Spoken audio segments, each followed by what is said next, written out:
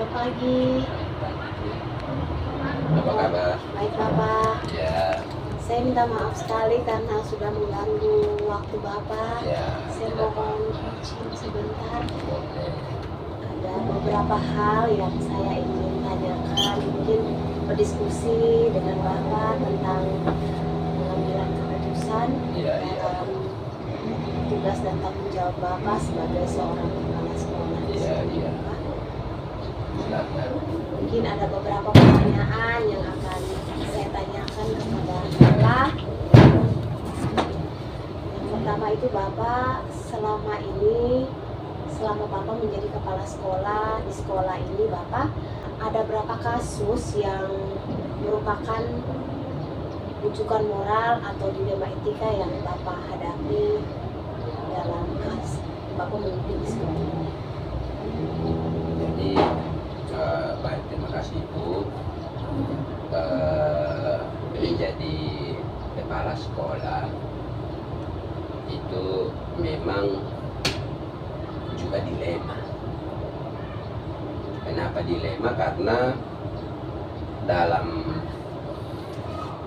usia, dalam sisi masa kerja, dari sisi kepangkatan, itu ketika kita yang masih muda, pangkatnya mungkin masih rendah, diberi kepercayaan untuk menjadi pemimpin, maka kita juga akan menjadi dilema ketika mengambil keputusan. Itu yang pertama. Yang kedua, ketika kita mengambil keputusan, itu memang harus melalui pertimbangan yang juga tidak main-main. Kenapa? Karena setiap keputusan yang kita ambil pastinya ada yang tidak suka. Pasti ada yang tidak suka. Siapapun dia, pasti ada yang tidak suka. Dan kita berharap keputusan yang kita ambil sebagai pemimpin itu melalui pertimbangan yang harus matang. Sehingga kalaupun ada yang tidak suka, tetapi yang suka jauh lebih banyak dari yang tidak suka. Ya. Tapi kalau misalnya kita ambil keputusan yang tidak suka jauh lebih banyak dari yang suka, itu soal. Dan karena itu ketika dalam mengambil keputusan, mana yang menurut kita tanpa melibatkan orang lain, tapi karena sebagai pimpinan, maka keputusan yang kita ambil itu akan menjadi penuntun bagi segala proses yang ada di sekolah. Jadi pemimpin itu keputusan yang kita ambil itu. Karena itu perlu pertimbangan yang matang dalam mengambil keputusan. Luar biasa sekali Bapak. Berarti menjadi seorang pimpinan ini tugasnya terlalu berat. Tugas berat, tapi memang berpikir untuk mengambil keputusan itu jauh lebih berat dari kita bekerja secara fisik. Karena itu ketika orang yang bekerja secara fisik itu tidak terlalu merasa lelah ketimbang kita yang berpikir, menguras tenaga berpikir untuk bagaimana bisa mengambil keputusan yang pada akhirnya keputusan itu bisa diterima jauh lebih banyak dari orang yang tidak suka. Jadi pengambilan keputusan itu kembali lagi pada bagaimana kepentingan bersama. Mungkin ada pertanyaan lagi Bapak. Ya. Mungkin selama ini ada masalah-masalah yang terjadi di sekolah.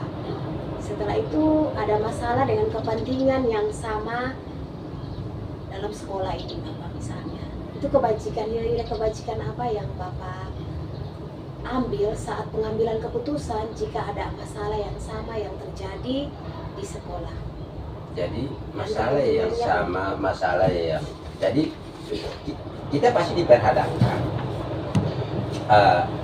Kita bisa saja berhubungan dengan masyarakat. Sebagai pimpinan, sebagai individu kita pasti berhubungan dengan masyarakat. Karena anak-anak ya kita. Bahkan kita berhadapan dengan pendidik, tenaga kependidikan dalam jumlah yang lebih. Yang berikut adalah kita bicara tentang bagaimana kita bicara kebenaran dan kesetiaan. terkadang itu juga menyertai. Ada yang mungkin karena kita merasa kita berjasa untuk dia, maka dia pasti bilang itu keputusan itu salah pun juga pasti saya ingin. Karena dia saya ada. Nah hal-hal ini juga terkadang berpengaruh dalam keputusan. Atau mungkin kita berpikir bahwa orang ini selama ini dia mendukung saya dalam tugas saya sebagai pimpinan. Karena itu dalam pengambilan keputusan kita menganggap dia salah, tapi karena dia yang dukung, maka kita tidak boleh meletakkan hal yang putuskan yang nantinya pada akhirnya dia ada di pihak salah tapi dibenarkan. Kalau kita bicara tentang ketentuan yang sudah kita sepakati, jadi kalau sudah ada ketentuan jalan sesuai dengan itu. Karena kita mengambil keputusan, sebelum kita mengambil keputusan ada penilaian tersendiri ada dalam. Jadi yang namanya pemimpin itu dia harus punya ada nilai lebih dalam dia sendiri yang tidak dimiliki oleh bawahan. Karena itu ketika dia ambil keputusan dia sudah harus berpikir bahwa keputusan yang dia ambil itu karena nilai lebih yang terletak di dalam diri. Jadi kita berupaya untuk bagaimana supaya nilai-nilai kebajikan itu bisa berjalan. Pengambilan keputusan harus mengarah pada apa yang sudah membingkai proses yang ada jalan di situ. Jadi misalnya kita di sekolah, contoh kasus misalnya, kita sudah terapkan, misalnya masuk tepat 7.00, kalau lewat 7.00 pulang. Artinya sudah keputusan bersama. Jangan kita bilang begini, tidak dia ini yang terus mendorong, jadi dia datang terlambat juga, tetap kita izinkan masuk, tidak boleh. Kalau keputusan yang sudah kita ambil menjadi aturan ketentuan yang membingkai seluruh proses yang jalan di sekolah. Baik Bapak, untuk selanjutnya ketika dalam pengambilan keputusan pasti Bapak ada langkah-langkah yang digunakan atau strategi yang Bapak gunakan sehingga keputusan yang Bapak ambil ini tidak merugikan banyak orang tetapi menguntungkan banyak orang. Jadi mungkin langkah-langkahnya seperti apa? Yang pertama kita identifikasi dulu itu soalnya. Jadi kita tidak gegabah untuk mengambil keputusan, tapi kita identifikasi masalah itu. Terus kita juga perlu merencanakan kapan waktu yang tepat untuk kita menyelesaikan itu. Dan siapa-siapa yang perlu kita libatkan begitu. Untuk sebelum kita ambil keputusan, siapa-siapa yang perlu kita libatkan, siapa-siapa yang perlu kita minta masukannya, sehingga akhirnya kita mengambil keputusan terhadap persoalan yang sudah kita tahu. Itu keputusan yang kita ambil itu dapat diterima oleh majelis.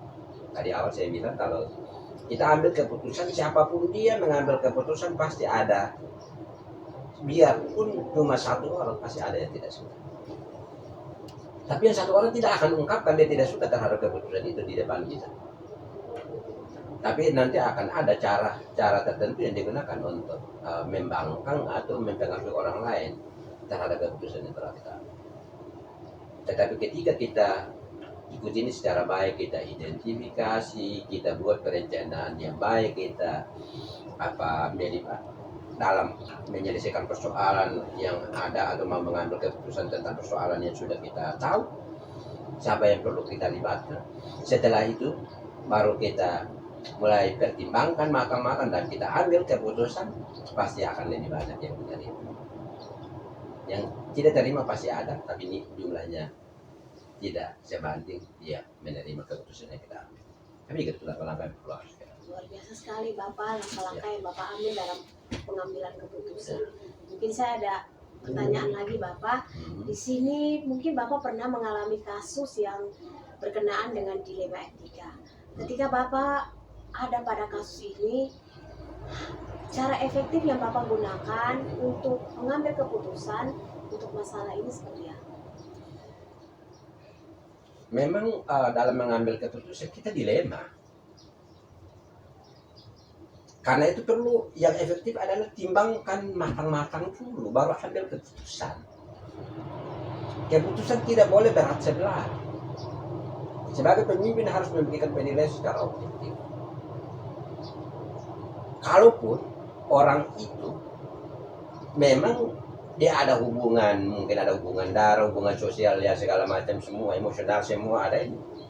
Tapi karena kita pemimpin harus memberikan keputusan yang tidak berpihak pada keluarga, tidak berpihak pada orang yang kita suka, tapi keputusan yang kita ambil harus bernilai, ada nilai keadilan, adil untuk semua. Jadi kalau bilang salah ya salah, jangan salah dibenarkan, begitu. Itu yang dilakukan sepanjang ini. Berarti dari pembicaraan ini saya menangkap bahwa Bapak itu menjunjung tinggi yang namanya nilai keadilan. Iya, harus. Tidak boleh. Makanya kadang ada yang begini. Oh, ada di dunia kerja dia sudah jadi pemimpin. Dia bisa saja bilang begini. Guru mata pelajaran ini misalnya dia tidak suka. Dia butuh. Atau dia tidak butuh juga ada. Tapi karena ada saudara, ada keluarga yang dia tidak butuh, dia bisa ambil. Jadi dia tidak lagi mengambil keputusan untuk menerima itu secara objektif sesuai dengan kebutuhan, tapi subjektif karena kepentingan, mungkin karena saudara, mungkin karena keluarga dan seterusnya. Saya dalam kepemimpinan saya yang namanya langsung bersentuhan dengan saya tidak pernah saya ambil untuk jadi bawahan yang langsung hubungan darah. Luar biasa sekali, Bapak. Gitu. Saya adik-adik kan juga kadang saya sudah kepala sekolah buat mereka jadi guru. Tapi saya tidak pernah bilang harus kerja di sekolah ya saya. Karena dalam ini keluarga dan urusan. Kenalan segala macam semua ada yang kita ini, tapi kita menerima betul-betul sesuai dengan yang kita butuhkan. Sehingga kita tidak dinilai bahwa ini ada KKN di dalam proses pengambilan keputusan.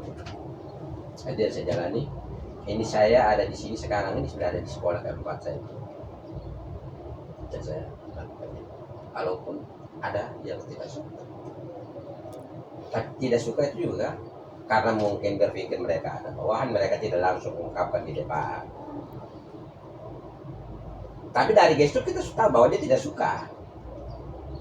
Karena yang namanya pemimpin, saya dalam prinsip tidak ada pemimpin tidak bersumber dari Tuhan. Saya percaya semua pemimpin bersumber dari Tuhan. Amin, Bapak. Karena itu pastinya karena Tuhan beri kepercayaan lewat pengambil kebijakan jadi pemimpin, maka dia akan menyertai seluruh proses itu. Sehingga ketika ada yang tidak suka pun juga mungkin dari gestur dan segala macam kita bisa tahu ini orang dia omong begini, kita sudah tahu dia omong ini dia suka atau tidak suka terhadap apa yang kita putuskan. Sudah bisa tahu. Tapi bukan berarti itu menjadi, karena kita sudah menjadi pemimpin, tidak suka juga tetap kita harus rangkul. Kan dalam keputusan tertentu mungkin dia tidak suka, tapi dalam hal tertentu kita ambil keputusan mungkin dia suka. Gitu ya. Saya Luar biasa sekali, Bapak. Ada pertanyaan lagi, Bapak. Ketika ada permasalahan yang menyangkut dilema etika ini, Bapak, apakah Bapak langsung menyelesaikan masalah itu atau Bapak punya jadwal tersendiri ketika Bapak diperhadapkan dengan kasus-kasus seperti ini dalam pengambilan keputusan? tergantung jenis persoalan yang kita hadapi. Kalau memang persoalan itu harus segera diatasi saat itu ya. Tapi kalau misalnya persoalan itu dia butuh pelibatan orang lain dan perlu pertimbangan yang matang, maka tidak mungkin kita langsung selesaikan saat itu. Kita perlu merencanakan kapan kita selesaikan. Ketika menuju ke waktu kita menyelesaikan, siapa yang perlu kita libatkan. Jadi dia bisa saja kita libatkan dalam saat itu, tetapi kita libatkan bisa juga. Kita panggil, kita minta pendapatnya tentang persoalan ini, sehingga keputusan nanti kita ambil itu sudah merupakan akumulasi pendapat dari mungkin yang kita butuhkan itu. Walaupun nanti keputusan yang keluar adalah keputusan pimpinan, tapi pertimbangan dari pihak-pihak yang dipandang kompeten untuk berpendapat lah menyelesaikan persoalan. Berarti itu pembicaraan untuk ini adalah tergantung masalah. Tergantung jenis masalah itu. Karena itu kita untuk menyelesaikan masalah kita perlu langkah-langkah, kita perlu identifikasi dulu masalah ini ringan, sedang, atau berat. Ini juga perlu. Oh, kalau yang biasa-biasa ya, sekarang kita langsung ambil keputusan. Boleh. Langsung selesaikan memang.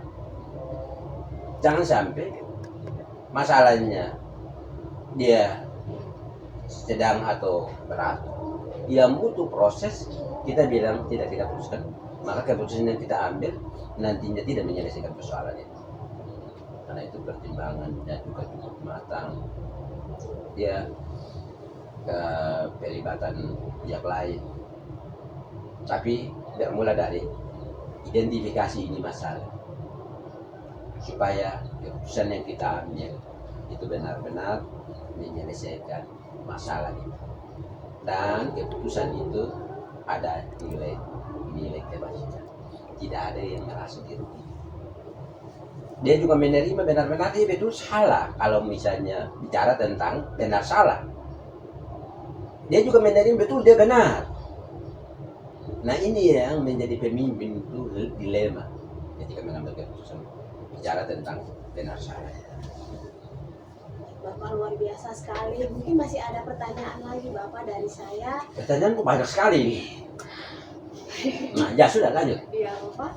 Jadi untuk berikut ini Bapak yang ingin saya tanyakan di sini itu tentang sosok orang di belakang Bapak atau orang yang sering membantu Bapak dalam menyelesaikan atau mempermudah dalam pengambilan keputusan yang Bapak ambil ketika ada mengalami masalah dilematika, atau kalau seandainya tidak ada orang, tetapi apa faktor-faktor yang membuat sehingga Bapak begitu luar biasa dalam mengambil keputusan yang bersangkutan dengan dilematika.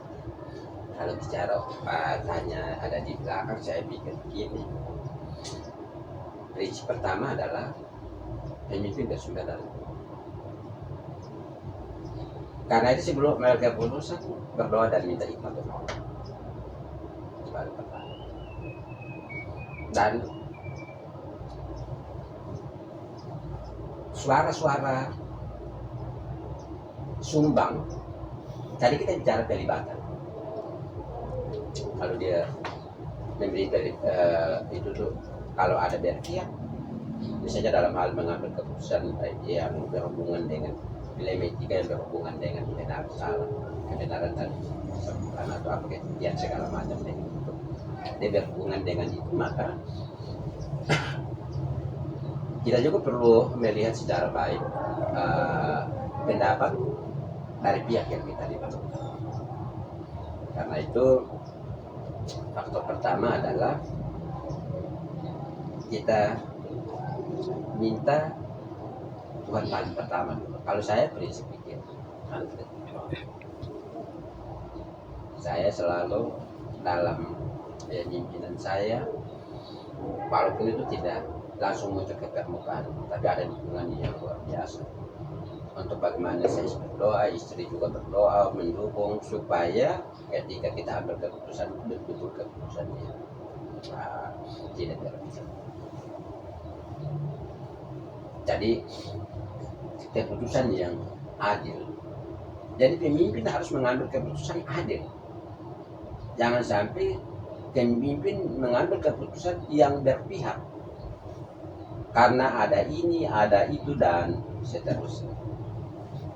Tapi keputusan diambil oleh pimpinan, ini, itu, dan semuanya menerima keputusan yang kita ambil. Karena itu faktor paling pertama ada dalam kita pemimpin berdiri. Kita harus punya ketahanan diri. Jangan sampai kita mudah digoyang, diombang ambing. Itu juga soal. Berarti suara-suara sumbang. Ayo Bapak ada mau ambil keputusan begini, tapi mesti begini oh. Nah ini yang saya pikir faktor paling pertama ada dalam diri untuk minta supaya Tuhan menyertai. Jadi kita hanya bisa ini. Ya, kalau sebagai orang beriman, sifat bersumber dari Tuhan. Karena itu supaya kita bisa mengambil keputusan yang tidak berpihak dan keputusan yang ambil itu menjadi adil bagi semua dan semua bisa menerima, walaupun di sela-sela itu ada yang tidak menerima. Tetapi itu adil. Berarti dari percakapan kita, faktor pendukung itu terutama yang paling utama itu adalah dari diri kita sendiri. Setelah itu dilibatkan. dukungan dari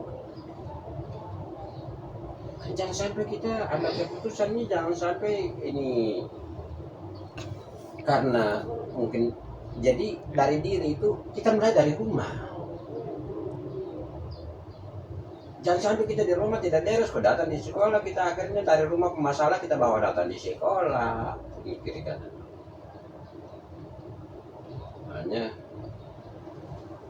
ada ketahanan diri ya, juga harus. Tapi bagaimana mungkin kita bisa bertahan kalau kita tidak dilibatkan? Harus dilibatkan.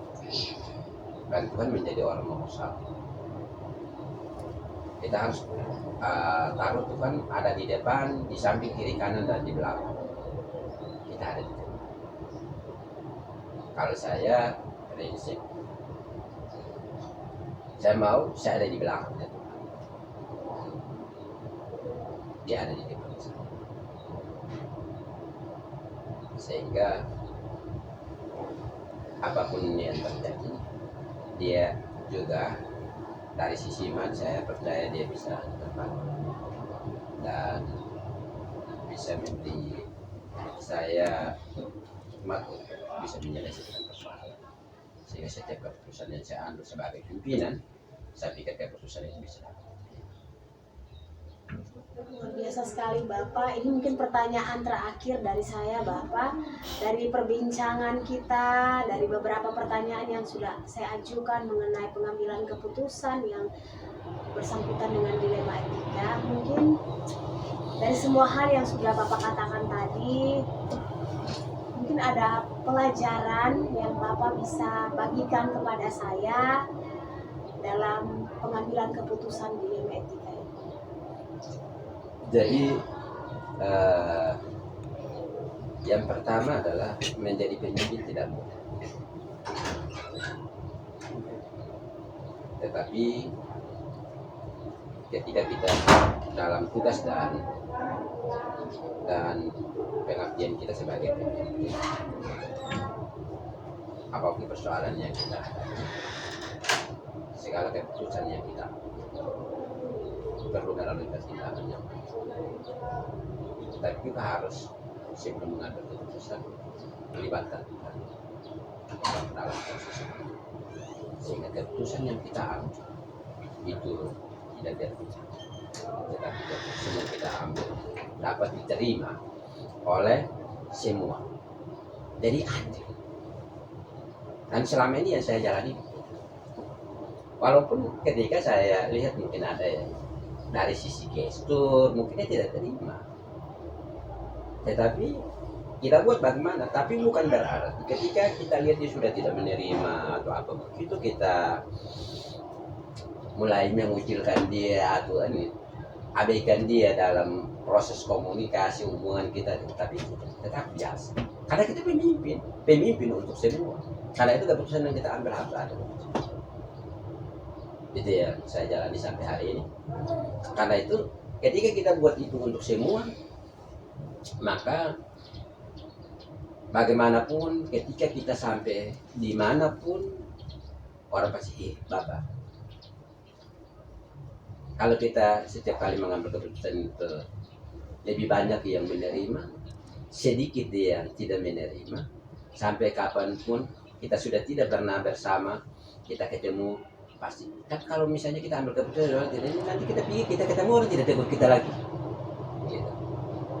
Saya punya pengalaman sudah beberapa kali sampai ini. Ya guru-guru yang bekerja di bawah asuhan saya sebagai kepala di sekolah-sekolah terdahulu, ketika masih ketemu mereka masih bertegur sapa, itu berarti bahwa ada hal yang ketika dalam kepemimpinan saya lakukan terhadap mereka itu masih terkenal di hati mereka, sehingga mereka masih mau bertegur sapa. Tidak ada juga pemimpin yang dia sudah tinggalkan itu, ketika dia pergi bertemu dengan mantan bawahannya segala macam, oh tidak tegur lagi. Itu mungkin karena keputusan yang diambil itu tidak adil untuk semua. Keputusan yang diambil itu berpihak, sehingga ketika dia masih berdiri sebagai pemimpin di tempat itu, di dalam keadaan terpaksa, dia harus menghormati karena pemimpin cuma satu. Tapi ketika ada di belakang, dia pasti berupaya untuk. Dan itu ketika ibu mereka diberi kepercayaan menjadi pemimpin, yang pertama adalah ada ketahanan diri, libatkan Tuhan, terus ambil keputusan jangan berpihak. Ambil keputusan jangan subjektif, tapi harus objektif. Lihat dirinya model apa, supaya kita ambil keputusan bisa diterima lebih banyak orang. Saya pikir itu yang bisa dapat saya sampaikan.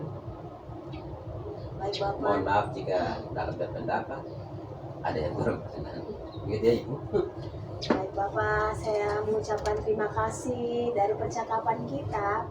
Saya berpikir bahwa kalau seandainya nanti saya menjadi pemimpin, berarti saya harus banyak belajar dari Bapak lagi bagaimana mengambil keputusan ketika saya menghadapi masalah yang berkenaan dengan dilema etika ini Bapak. Saya mengucapkan banyak terima kasih Bapak. Salam buat keluarga, tetap sehat, tetap menjadi pemimpin yang memegang teguh keadilan. Oke. Terima kasih Bu atas penjelasannya. Semoga apa yang sudah saya sampaikan hari ini itu bisa menjadi referensi yang baik. Nanti jika Ibu kemudian menjadi pemimpin yang baik, silakan digunakan. Yang tidak baik, saya pikir kita dibuang, dan yang baik digunakan dalam kepemimpinan jika berkenan. Tapi menjadi pemimpin sebenarnya kita sudah menjadi pemimpin bagi diri kita, karena dia dibayar, silakan digunakan perjalanan karir Ibu ketika ada. Itu di mana ya? Di SMA Kebun Oh, SMA Kebun ya. Semoga suksesnya. Medannya cukup berat Ibu, jalan hati-hati ya Ibu. Terima kasih Bapak. Baik. Selamat siang. Ya, selamat siang. Siang Bapak. Mohon maaf sudah mengganggu waktu Bapak. Mungkin ada beberapa hal yang saya tanyakan, tapi sebelumnya Bapak sehat? Baik Bapak. Bapak sebagai pimpinan di tempat ini, pernahkah Bapak menangani kasus yang Bapak tangani itu apakah kasus itu rujukan moral atau dilema etika? Jadi banyak sekali kasus itu, jadi saat menyelesaikan kasus itu karena bukan tidak dapat orang pada, tergantung dari jenis kasus yang mau diselesaikan. Yang jelas dari tempat kerja itu banyak sekali masalah kasus pasti dengan saya selaku pimpinan sendiri. Oke baik Bapak, berarti banyak sekali kasus yang Bapak alami. Dalam kasus-kasus yang Bapak alami ini, jika Bapak menemukan bahwa kasus ini adalah untuk kepentingan banyak orang, strategi apa yang Bapak ambil?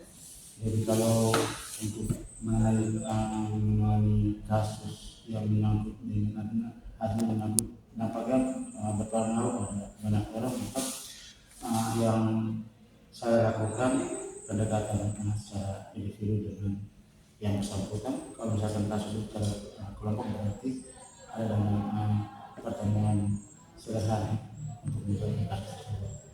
Oke, berarti ada siklus tertentu untuk pengelompokannya. Kalau individu bisa diselesaikan individu, kalau kelompok berkumpul bersama-sama. Setelah itu Bapak dalam penanganan masalah ini pasti Bapak ada langkah-langkah atau prosedur yang Bapak gunakan dalam menangani suatu permasalahan yang terjadi di sekolah Bapak ini. Jadi kalau misalkan kasus yang dialami secara individu yang bersangkutan, yang yang paling melakukan identifikasi untuk menceritakan tentang kronologis masalah yang dihadapi. Setelah itu kalau sudah tahu kronologisnya, baru memanggil yang bersangkutan tersebut dilakukan penelitian sebagai penelitian. Terus dari langkah-langkah ini menurut Bapak itu cara yang paling efektif menurut Bapak dalam pengambilan keputusan sehingga ada solusi dari masalah yang dihadapi. Jadi untuk mau menangani satu masalah, mengambil keputusan yang paling utama menjaga mekanisme antara yang bersangkutan dengan satu pimpinan, bahkan dengan teman-teman yang ada di sekolah, sehingga tidak mempengaruhi psikolog daripada yang bersangkutan tersebut. Ya, berarti di sini perlu komunikasi yang baik, tempat yang baik. Berarti yang ingin saya tanyakan lagi Bapak, dalam penyelesaian suatu masalah yang Bapak hadapi, apakah Bapak punya kayak jangka waktu begitu? Apakah ini masalah ini saya selesaikan saat ini atau kapan? Jadi dilihat dari jenis kasus. Kalau kasus itu yang ada di sekolah yang bisa diselesaikan, bisa diselesaikan secara langsung. Tetapi kalau yang masih punya kaitannya dengan di luar sekolah, kita pasti kasih jeda waktu. Jeda waktu sehingga keputusan yang betul kita ambil itu tidak juga merugikan pihak sekolah maupun lingkungan sekitar sekolah berada. Berarti tergantung bagaimana kasus itu terjadi. Kalau pertanyaan itu lagi, Bapak mungkin dalam pengambilan keputusan, kalau dikatakan mungkin ada orang di belakang Bapak yang mendukung atau ada faktor-faktor sehingga saat pengambilan keputusan yang Bapak ambil ini tepat sasaran. Jadi untuk mau mengambil keputusan dalam mengambil satu persoalan yang jelas bahwa kalau pribadi individu selaku saya pimpinan, saya pasti secara langsung secara pribadi saya pasti mengambil satu keputusan. Tetapi yang sudah saya sampaikan di awal tadi, kalau misalkan walaupun pribadi tetapi imbasnya masih di sekolah dan di luar sekolah, berarti masih tidak benar dari teman-teman yang lain, orang lain yang ada di sekitar dan itu bisa untuk bekerjasama. Berarti dalam pengambilan keputusan ini Bapak membutuhkan masukan juga dari orang lain sehingga keputusan yang diambil itu bisa seimbang atau tidak berat sebelah begitu ya Bapak? Jadi intinya selaku pimpinan kita bersikap netral. Kita tidak bisa membeda-bedakan bahwa ini yang dekat, ini jauh, tetapi bagaimana kita bisa melihat sehingga semua yang ada di lingkungan kerja itu bisa merasa bahwa tidak ada yang dianaliskan, tidak ada yang intinya berlaku netral bagi semua orang.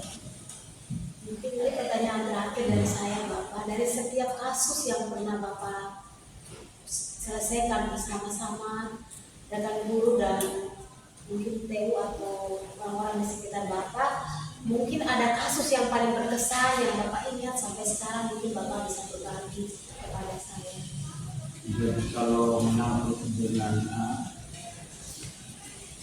kasus yang saya lakukan, yang artinya saya menganggap itu satu hal yang luar biasa, menganggap itu menangkap dengan soal hati sebenarnya. Karena kemudian kita juga harus cari tahu hal apa yang membuat sehingga peristiwa yang bersangkutan itu seperti itu. Contoh saja, dia datang ke lapangan dan mengajar di pagi. Kita bisa langsung kasih hukum itu mau kenapa terawat. Tapi kita cari tahu hal apa yang artinya membuat seorang guru yang bersangkutan itu datang terlambat atau tidak masuk sama sekali. Dan bukan cari tahunya di dalam lingkungan sekolah saya, tapi datangnya ke guru yang bersangkutan di mana. Cari tahu kira-kira aktivitas apa yang membuat sehingga guru yang bersangkutan. Jadi hal itu bagi saya menganggap hal yang paling luar biasa karena saya bisa langsung ada di kediaman guru yang bersangkutan, bisa tahu situasional yang ada di guru yang bersangkutan. Itu yang bagi saya sangat terkesan, bagi saya bisa tahu secara langsung bukan pribadi guru, tapi tahu juga tentang keluarga dan aktivitas di rumah. Luar biasa sekali Bapak, terima kasih untuk waktu yang sudah Bapak luangkan untuk saya. Saya berharap hal-hal positif yang sudah Bapak bagikan kepada saya dapat saya lakukan. Mungkin nanti ada hal-hal yang ingin saya diskusikan bersama Bapak, mungkin apakah Bapak punya waktu untuk berbagi? Di mana saya kalau bisa kalau minta saya untuk share dan aku mau berbagi pasti siap. Oke Bapak, baik, terima kasih. Ya. Selamat siang. Ya. Terima kasih Bapak. Siang Bapak. Selamat siang. Mohon maaf sudah mengganggu waktu Bapak. Mungkin ada beberapa hal yang saya tanyakan, tapi sebelumnya apa Bapak sehat? Baik Bapak. Bapak sebagai pimpinan di tempat ini, pernahkah Bapak menangani kasus yang Bapak tangani itu apakah kasus itu rujukan moral atau dilema etika? Jadi banyak sekali kasus itu jadi saat menyelesaikan kasus itu karena bukan tidak dapat orang pada tergantung dari jenis kasus yang mau diselesaikan. Yang jelas dari tempat kerja itu banyak sekali masalah kasus pasti dengan saya selaku pimpinan. Oke baik Bapak, berarti banyak sekali kasus yang Bapak alami. Dalam kasus-kasus yang Bapak alami ini, jika Bapak menemukan bahwa kasus ini adalah untuk kepentingan banyak orang, strategi apa yang Bapak ambil? Jadi kalau untuk menangani kasus yang menyangkut dengan menyangkut nampaknya berpengaruh pada banyak orang, maka yang saya lakukan pendekatan secara individu dengan yang bersangkutan. Kalau misalkan kasus itu secara kelompok berarti ada dengan pertemuan sederhana untuk menyelesaikan kasus tersebut. Oke, berarti ada siklus tertentu untuk pengelompokannya. Kalau individu bisa diselesaikan individu, kalau kelompok berkumpul bersama-sama. Setelah itu Bapak dalam penanganan masalah ini pasti Bapak ada langkah-langkah atau prosedur yang Bapak gunakan dalam menangani suatu permasalahan yang terjadi di sekolah Bapak ini. Jadi kalau misalkan kasus yang dialami secara individu yang bersangkutan, yang pertama kali melakukan identifikasi untuk menceritakan tentang kronologis masalah yang dihadapi. Setelah itu kalau sudah tahu kronologisnya, baru memanggil yang bersangkutan tersebut dilakukan penelitian sebagai penelitian. Terus dari langkah-langkah ini menurut Bapak itu cara yang paling efektif menurut Bapak dalam pengambilan keputusan sehingga ada solusi dari masalah yang dihadapi. Jadi untuk mau menangani satu masalah, mengambil keputusan yang paling utama menjaga mekanisme antara yang bersangkutan dengan saya selaku pimpinan, bahkan dengan teman-teman yang ada di sekolah, sehingga tidak mempengaruhi psikolog daripada yang bersangkutan tersebut. Iya Bapak. Berarti di sini perlu komunikasi yang baik, tempat yang baik. Berarti yang ingin saya tanyakan lagi Bapak, dalam penyelesaian suatu masalah yang Bapak hadapi, apakah Bapak punya kayak jangka waktu begitu? Apakah ini masalah ini saya selesaikan saat ini atau kapan? Jadi dilihat dari jenis kasus. Kalau kasus itu yang ada di sekolah yang bisa diselesaikan, bisa diselesaikan secara langsung. Tetapi kalau yang masih punya kaitannya dengan di luar sekolah, kita pasti kasih jeda waktu. Jeda waktu sehingga keputusan yang betul kita ambil itu tidak juga merugikan pihak sekolah maupun lingkungan sekitar sekolah berada. Berarti tergantung bagaimana kasus itu terjadi. Karena pertanyaan itu lagi, Bapak mungkin dalam pengambilan keputusan, kalau dikatakan mungkin ada orang di belakang Bapak yang mendukung atau ada faktor-faktor sehingga saat pengambilan keputusan yang Bapak ambil ini tepat sasaran. Jadi untuk mau mengambil keputusan dalam mengambil satu persoalan yang jelas bahwa kalau pribadi individu selaku saya pimpinan, saya pasti secara langsung secara pribadi saya pasti mengambil satu keputusan. Tetapi yang sudah saya sampaikan di awal tadi, kalau misalkan walaupun pribadi tetapi imbasnya masih di sekolah dan di luar sekolah, berarti masih tidak benar dari teman-teman yang lain, orang lain